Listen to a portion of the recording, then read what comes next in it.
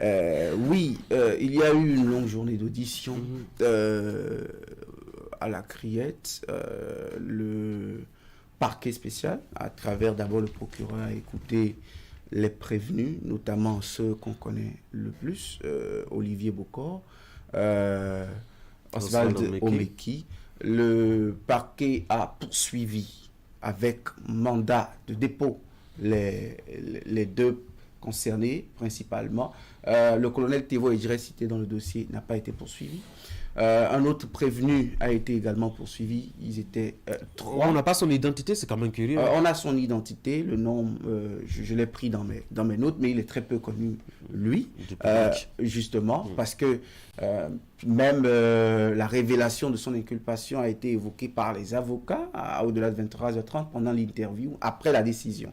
Donc, ils ont été poursuivis. Eux, 2 autres n'étaient pas poursuivis, mais quand même tous sont passés devant la chambre des libertés et de la détention avec la juge Moustapha qui, le clair du temps, on a subi ça. C'est-à-dire, les plaidoiries étaient longues. Les avocats, en fin de journée, ont reconnu aussi qu'ils avaient suffisamment eu de temps. C'était une dizaine d'avocats pour l'ensemble des prévenus. 4 chefs d'accusation contre... Bon, ce ne sont pas encore les chefs d'inculpation, ce sont les infractions qu'on leur reproche. En fait, retenons que le débat hier à Criette, ce n'était pas de savoir si Bokor a fomenté un coup d'État ou une mutinerie viendrait de Omeki ou pas. C'était de savoir principalement si pour les charges qui pèsent contre ces messieurs, s'il fallait poursuivre l'instruction. Parce que avant la chambre des libertés de la détention, le procureur a déjà envoyé au juge d'instruction. Voilà. Donc l'affaire est entrée officiellement en instruction. Donc il fallait savoir si les enquêtes devraient se poursuivre pendant que ces messieurs sont en liberté ou sous mandat de dépôt. Le procureur a requis mandat de dépôt et finalement, en fin de journée, malgré les plaidoiries, la juge des libertés de la détention a suivi le procureur. Donc, ils ont préféré Bokor, Omeki et le 3e sous mandat de dépôt et les 2 autres prévenus sous contrôle judiciaire. Maintenant, est-ce qu'on a avancé? Oui, parce que... Est-ce qu'on a eu un peu de lumière? Un peu de lumière, d'une manière ou d'une autre, parce que jusque-là, officiellement, nous ne savions pas où Olivier Bokor était. On sait là où il sait qu'il était à la DGPR et qu'aujourd'hui, maintenant, il est dans une maison d'arrêt. Une des maisons d'arrêt, on finira par avoir la procédure, la précision d'un moment à l'autre. On sait aussi qu'on est officiellement en instruction et que l'instruction doit aller à un rythme, à une certaine célérité en raison de l'affaire, parce que nous sommes au pénal. Pour pouvoir nous situer sur la prochaine... Parce que ce qu'on attend le plus, c'est l'audience publique. On veut aller dans le fond, on veut découvrir les arguments. Tout ce qui a été dit hier, il nous a fallu beaucoup de tact pour arracher quelques mots aux avocats sur le fond. Très, très réservés qu'ils étaient. On veut les déballages, on veut les informations, au nom de ça aujourd'hui. Mais sachez une chose, Bokor et Omeki ont passé leur première nuit en prison. Franck? Ben, je pense que... Est-ce qu'on peut ouvrir la parenthèse qui était fermée? Ben, allez-y. Oui. Moi, je pense que notre aîné Edouard Loko, président de la RAC aujourd'hui, doit travailler à ce que tous les journalistes, dès lors que le statut vous est reconnu, vous avez le statut de journaliste, qu'on vous permette d'avoir accès aux sources d'information. Parce que c'est très important. C'est très important. Hier, moi j'étais à la Criette aussi. On rasait pratiquement les murs comme des mendiants. Vous-même? Oui, moi j'étais. Non, il n'y a pas de célébrité grande. Le tout petit de taille de journaliste qu'il est en République du Bénin doit pouvoir aller. Pourquoi nous sommes au Bénin? Il y a une affaire qui concerne les Béninois et on doit nous informer par RFI. C'est d'ailleurs la Béninois que ça touche au premier chef. Oui, c'est une aberration. Franck, je ne vous coupe pas, mais quand on a, pour la suspension, pour le délibéré, on a passé 2 heures à poireauter, malgré le poids de la fatigue.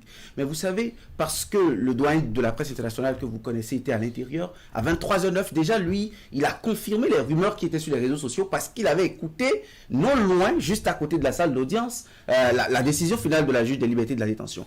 Mais nous qui avons passé la même journée que lui, il nous a fallu 30 minutes que les avocats sortent pour qu'officiellement, après avoir tendu le micro aux avocats, nous on ait connaissance de la décision. Et donc on ne peut pas obliger les Béninois à ne suivre qu'une radio verte ou une radio rouge ou une presse internationale pour avoir des informations, des faits qui se déroulent sur le territoire béninois. Moi je pense que c'est une aberration. Et si Edouard Loko veut nous rendre service, veut aider les Béninois à ne pas spéculer, les journalistes à ne pas se lancer dans des spéculations, doit pouvoir régler ce problème-là, qu'on puisse permettre aux gens. Là, on engage notre responsabilité. Vous allez à la source, vous prenez l'information, la façon dont vous traitez l'information, c'est maintenant, c'est vous qui prenez tout cela en charge. Quand j'ai fini de dire ça, je pense que pour moi, on a évolué. Et lorsqu'on parle d'instruction, on dépose quelqu'un en prison. Je me rends compte que c'est pour des besoins d'enquête qu'ils sont là. Olivier Bokor, Omeki et tous les autres qui sont cités dans cette affaire, ça ne voudra pas forcément dire qu'ils sont coupables de ce qu'on leur reproche ou non coupables de ce qu'on aura les précisions. Et moi, je suis heureux qu'aujourd'hui, qu'on ait commencé déjà par les écouter, que les avocats aient eu le temps de faire des plaidoiries et que prochainement, peut-être, nous aurons encore d'autres audiences et que les choses iront vite pour qu'on puisse situer le peuple béninois sur ce qu'il s'est réellement passé. Ouais. Je vais commencer par cette grosse bourde et je pense que c'est la énième bourde et c'est le moment pour le président Edouard Loko de véritablement écouter ce cri de cœur des journalistes parce qu'il n'y a pas des journalistes d'une catégorie minime ou minimale soit-elle dans notre secteur. Non, c'est important. C'est véritablement important qu'on en parle parce que ce n'est pas pour la première fois. Ça arrive de plus en plus alors que un journaliste, je dis bien un journaliste, de surcroît, détenteur de sa carte de presse, mérite ce respect tout au moins. Et quand on regarde au milieu de ce groupe de journalistes et qu'on fait de façon tacite un choix en se disant oui, tel est plus journaliste que tel, je pense qu'il est temps que justement la RAC se penche véritablement sur ce cas pour que le journaliste, le confrère de notre corporation, qui détient sa carte de presse. Pourquoi vous en voulez à la RAC? Non, on n'en veut pas à la RAC, mais nous demandons à la RAC de protéger la presse et de lui donner justement les moyens de la communication et de permettre aux populations d'avoir l'information Est-ce que le CNPA un produit de presse consommable et de qualité. Est-ce que le CNPA s'est plaint? Est-ce que c'est jamais plaint? Ah non, est-ce que le PMB, nous avons 2 secondes, est-ce que le PMB s'est jamais plaint? Est-ce que l'ODEM s'est jamais plaint? Je me rappelle très bien que la première interview confiée par Patrice Talon, président, à un organe de presse, c'est un organe de presse international. Ça n'a jamais offusqué quelqu'un. Et il est revenu plusieurs fois. Alors, c'est vrai qu'il est libre de choisir à qui il parle en premier. Mais il n'y a que nous-mêmes au sein de la corporation, nous nous accommodons. Nous accommodons. Président de la sous-région, on ne s'en accommode pas parce que des interviews à la presse internationale. On ne s'en accommode pas. Donc déjà là, je pense que c'est une grosse bourde et il faut que véritablement la RAC se penche sur ce dossier et que véritablement les confrères puissent avoir les coups de franche pour faire le travail comme cela se doit. Ceci étant dit, pour moi, c'est sans surprise que les deux prévenus, les deux principaux prévenus, soient mis sous mandat de dépôt parce que c'était déjà les deux principaux prévenus là, parce que là on nous parle aujourd'hui de 5 prévenus. Au départ, nous voyons que les deux principaux prévenus, qui sont des proches du président de la République, l'un qui est son ancien collaborateur, un ancien ministre, et l'autre qui est son proche ami et un opérateur économique. Ce sont les deux personnes les plus en vue, qui sont les plus connues d'ailleurs. Donc, déjà, sans surprise, on se dit qu'on se retrouve dans un cas de mandat de dépôt, puisque le dossier est en instruction. Le plus important, c'est que l'audience soit véritablement ouverte et qu'on commence par déballer le fond du dossier afin que le public sache réellement qu'est-ce qui s'est réellement passé, qu'est-ce qui ne s'est pas passé, sont-ils véritablement coupables de ce dont on les accuse? Pour l'instant, nous ne pouvons pas supputer du moins. Éric? Vous savez, étant dit, nous pouvons passer tout le temps de cette émission pour vraiment évoquer ce sujet, parce que c'en est trop. Nous ne parlons pas du choix qu'un président fait pour aborder tel ou tel sujet en fonction de médias. Nous parlons d'un sujet d'actualité pour lequel le public attend d'être informé en temps et en heure. Et donc, on ne peut pas faire de clientélisme dans ce genre de situation. Apparemment, vous êtes on ne peut pas, au même moment où on parle de discours, les autres chaînes aussi. au même moment, général, c'est toute la corporation j'ai passé toute la nuit à répondre à des messages sur les réseaux sociaux parce qu'on a estimé que les médias étaient restés un peu silencieux sur le déroulé de cette affaire tout au long de la journée. Voyez-vous, les gens, c'est un droit à l'information. Et donc, on ne peut pas vouloir au même moment, dans un discours, que le journaliste soit professionnel et en même temps observer que dans une affaire aussi grave, aussi sensible, n'est-ce pas, que des journalistes qui ont fait toutes les démarches pour avoir accès à un édifice public, pour avoir accès à l'information, n'est-ce pas, n'ont pas pu avoir accès au bâtiment. Et encore moins à des personnes pour qui l'État paye pour faire un travail, pour avoir l'information. C'est hyper grave. À partir de cet instant, on ne peut pas se désoler de lire de n'importe quoi sur les réseaux sociaux. On ne peut pas se désoler de lire de n'importe quoi dans les médias. Parce qu'on est obligé de faire dans l'imagination, on est obligé d'inventer, parce qu'il faut sévir forcément quelque chose à la population qui attend justement d'être informée. Comment ça s'est passé? Est-ce que les prévenus, on a mis pratiquement des heures pour confirmer si, oui ou non, les prévenus étaient véritablement à l'intérieur de la criette? C'est pas le fait. Non. Moi, j'aurais aimé déjà que même ce matin, puisqu'il est libre à la RAC de faire le constat de ce qu'on traite peut-être pas de façon professionnelle le sujet relatif au terrorisme, que la RAC aussi fasse le constat de combien les journalistes ont galéré toute la journée d'hier, ne serait-ce que pour avoir cette information. Et interpelle les acteurs publics qui sont à la charge d'une fonction publique de travailler en collaboration avec les journalistes. On ne demande pas plus que ça. Vous évoquez des sujets relativement sensibles. Comme je parle de journalistes, je ne suis pas là. Le journaliste des informations sensibles. On va arriver à l'autre sujet. Je peux vous carrément dans une presse. Imaginez parfois c'est compliqué même d'aborder ces sujets parce qu'on n'a même pas l'essentiel. On n'a même pas l'essentiel. Ça c'est à quoi d'avoir une page Facebook ou Criette et d'informer officiellement que telle personne à telle heure s'est présentée à la Criette dans le cadre de tel dossier. Le dossier se poursuit. Ou qu'on nous informe régulièrement. Moi, je ne comprends pas. Pourquoi on fait de mystère? Ça, c'est même trop la demander.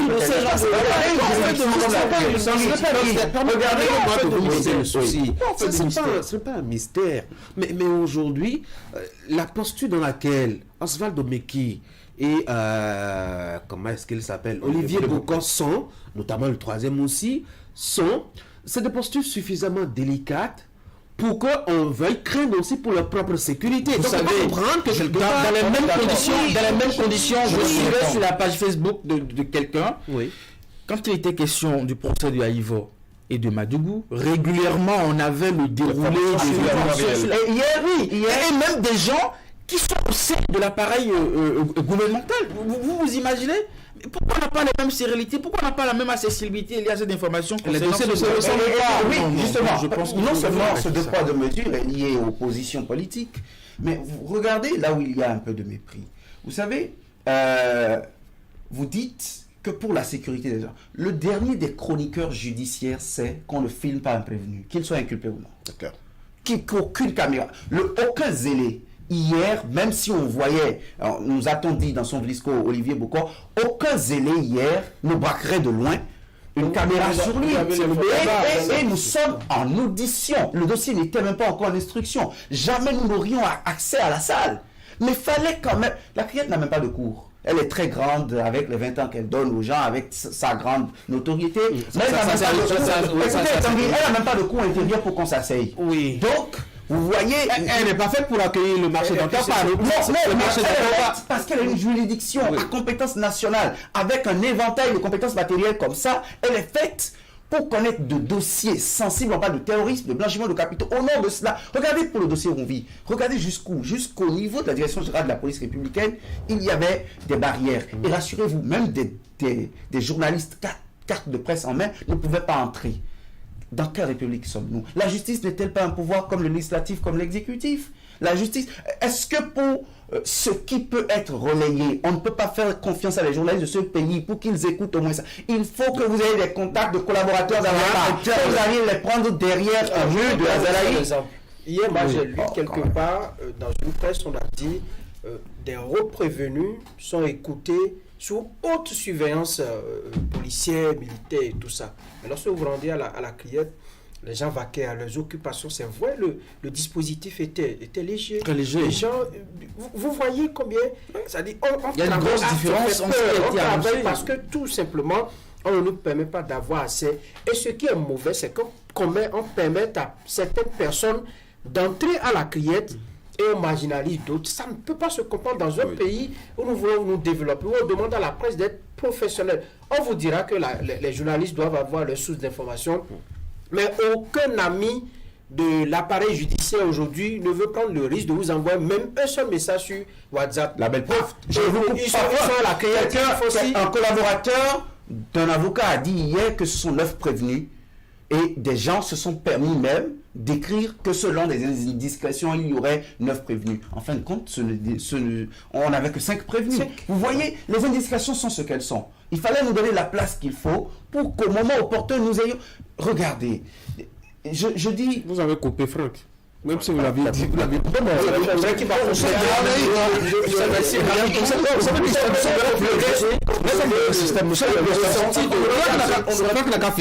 Le ressenti de William, parce que c'est lui qui a passé tout le temps hier à la criette et qui a vécu ce dont il parle.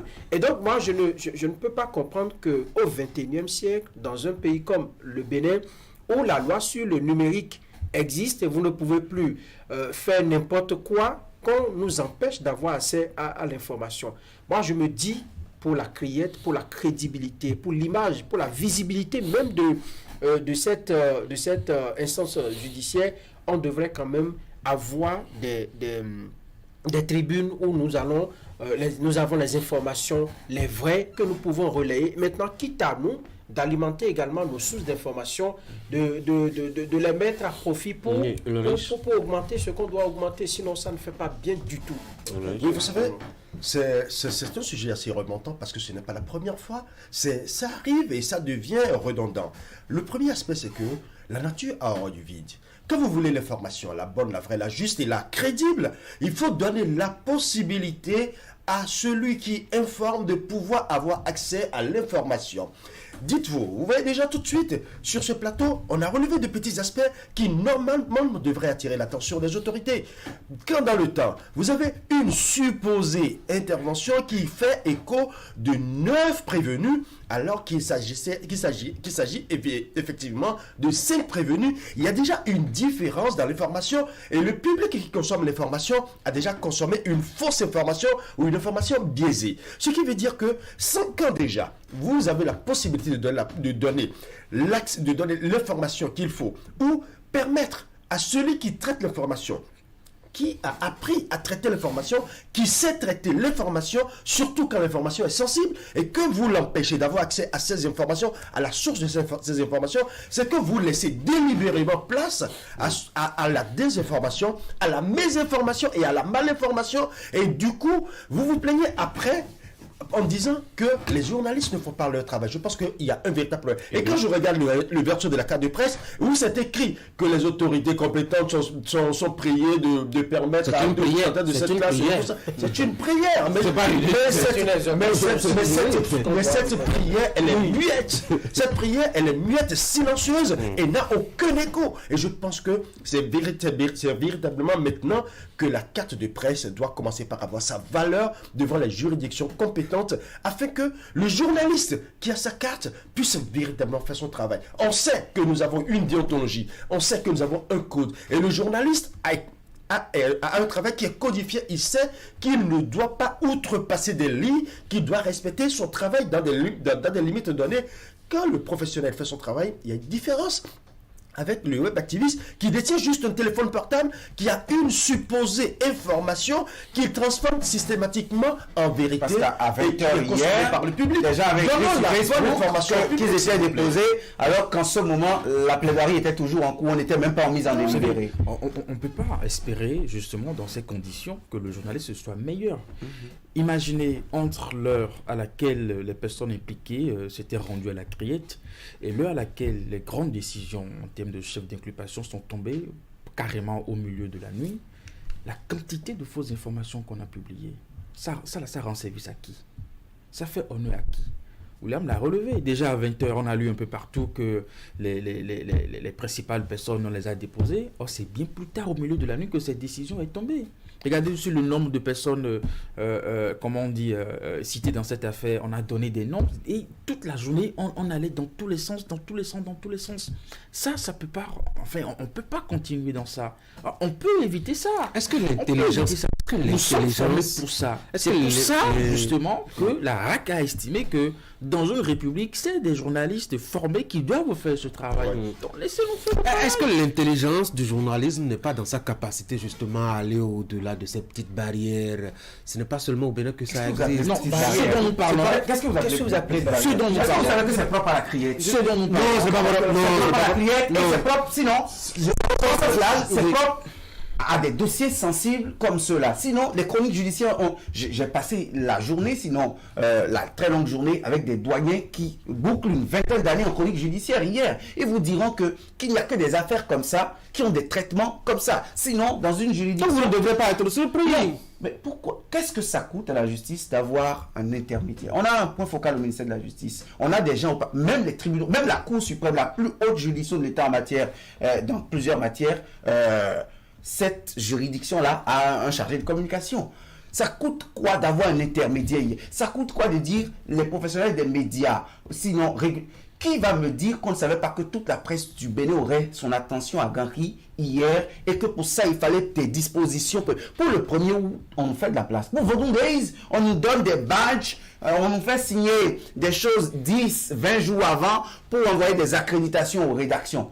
Pour la criette, pour atteinte, pour complot contre l'autorité de l'État, pour l'inculpation des personnalités de ce rang, on sait que toutes les attentions dans le monde entier seront sur place. Au nom de cela, même la communication présidentielle devrait avoir de quoi envoyer ses versions sur la place publique. On devrait nous donner de la facilitation pour interagir avec les acteurs de la justice, Alors, pour sortir vous m'avez déjà fini ma question. Oui, est-ce que venir. n'est pas dans sa capacité justement à passer au-delà de ces barrières, à avoir des contacts, à confronter les informations et à les servir en temps réel, oui. Faisons la part des choses.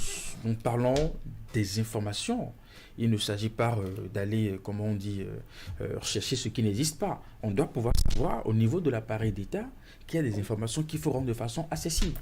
On n'a pas besoin de courir derrière les gens, on n'a pas besoin de faire la queue, on n'a pas besoin de voir la tête de client en fonction de l'image ou de la grosseur de quelqu'un pour mettre cette information à sa disposition. C'est de l'information publique. C'est de ça qu'il est question. Nous savons, dans notre profession, sur les sujets sur lesquels il faut avoir son réseau, les sujets sur lesquels il faut passer des coups de fil, nous savons. Mais ce qui est d'autorité publique, en réalité, on ne doit pas être on ne doit pas se chercher. C'est pas une affaire de Et pour répondre à votre question, vous avez posé une question très sensible et c'est ça justement notre métier.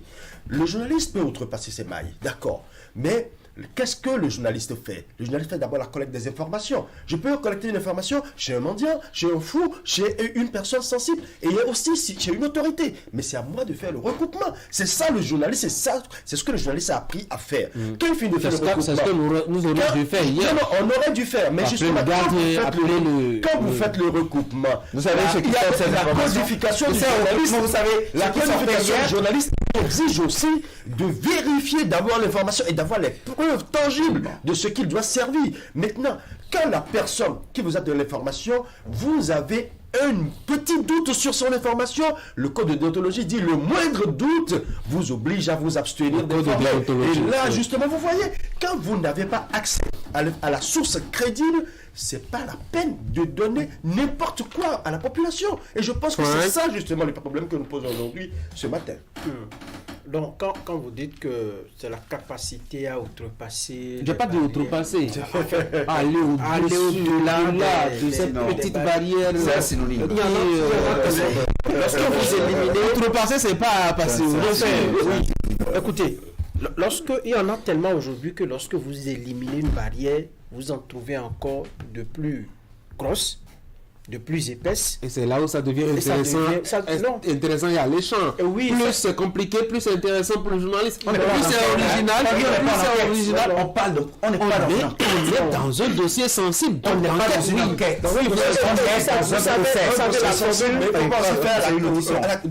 De clientélisme et choisir tel média qui est plus professionnel que tel autre. Non, vous savez la formule consacrée aujourd'hui. Ah, Patrice Talon n'aime pas ça. Si vous faites ci, il va se fâcher. C'est ce qu'on nous raconte lorsque vous échangez avec les gens. Mais est-ce que le monsieur vous a demandé de ne pas être professionnel? Si vous devez donner une information qui est vraie, donnez-la. Patrice Talon ne peut pas vous en vouloir pour le fait que vous nous dites, par exemple, qu'au niveau de la criette, que Olivier Boko est venu dans son comment vous avez appelé ça? Dans son vlisco. C'est censé qu'il porte basé 3 pièces, oui. Que Olivier Boko porte lessive, vlisco ou pas, moi, c'est pas mon problème. Moi, je veux savoir qu'il a été écouté et que les plaidoiries ont eu lieu, c'est ce qui a été retenu à la fin. Là, on n'en avait pas. Et William, je le connais un peu prolixe, je le connais avec ses tournures et tout ça, toute sa culture en droit. Mais suivez les interventions qu'il a faites à la télé hier, vous vous rendez compte que il était vraiment, il n'était pas dans sa peau parce que il n'avait pas le flux d'informations, il n'avait pas la quantité d'informations qu'il lui fallait, tout simplement parce qu'on lui a peut-être que l'objectif final c'était ça, c'est de retenir la prolixité de William. Non, mais l'objectif final c'est ça. Ça me fait penser à la réponse à la conjecture. Vous laissez place à quoi? C'est à la désinformation. Et c'est la raison pour laquelle nous, on dit, nous n'optons pas et nous ne privilégions pas, nous n'encouragerons jamais la désinformation. Nous ferons en sorte que l'information qui sort soit la juste parce que le peuple a soif d'une information crédible. C'est un consommateur de produits de presse et ce produit de presse doit être de qualité et vrai. Alors que les sources d'information nous soient ouvertes, afin que le journaliste fasse son travail. C'est vrai que, comme on dit, on fait de la retention de l'information comme c'est devenu une habitude. Une stratégie de contrôle en communication aussi. Pour avoir comme résultat de fausses informations publiées un peu partout, pour avoir comme résultat le fait que les médias ne disposent pas vraiment d'informations pour faire le travail. Non, je pense pas. Je pense qu'il faut changer les choses. Il faut mettre les informations les plus essentielles à disposition des médias pour qu'ils puissent faire le travail. On ne demande que ça. Bon, on peut changer le sujet maintenant. Alors. C'est bon? Vous êtes vidé? Pour l'instant. C'est bon. Encore à dire. Pour l'instant. C'est bon, vous avez encore à dire. Nous avons beaucoup à dire. Ah ouais, pour l'instant, on peut passer à que les prochaines étapes qu'on va maintenant, si la carte de presse de Prosper Moretti, bien que ça soit joli, dû, n'a pas nous permettre de convaincre et pas de colorant, ne peut pas nous permettre de convaincre des agents de la police républicaine pour avoir accès à une rue, pas un bâtiment, juste une rue, c'est pas un bâtiment, pour avoir accès à une rue.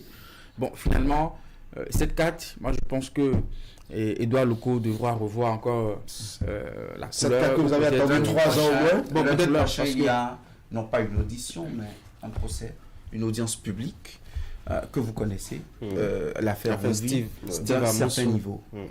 Si même à 9h, une rédaction débarque avec des journalistes professionnels et avec leurs cartes, qu'ils ne peuvent pas frayer un chemin. Parce que j'ai entendu dire hier sur le terrain que il faut venir à 5h ou à 6h. Pour faire quoi? Pour être déjà dans le périmètre avant que le dispositif de sécurité soit mis.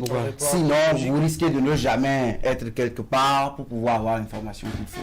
Si, comme les Béninois curieux, nous devons faire le pied de grue pour avoir une information et informer les gens, qu'on nous dise que c'est une audience à huis clos, qu'on nous informe le plus tôt possible et que quand ils vont finir, nous courions après les avocats. Ça, on sait faire ça.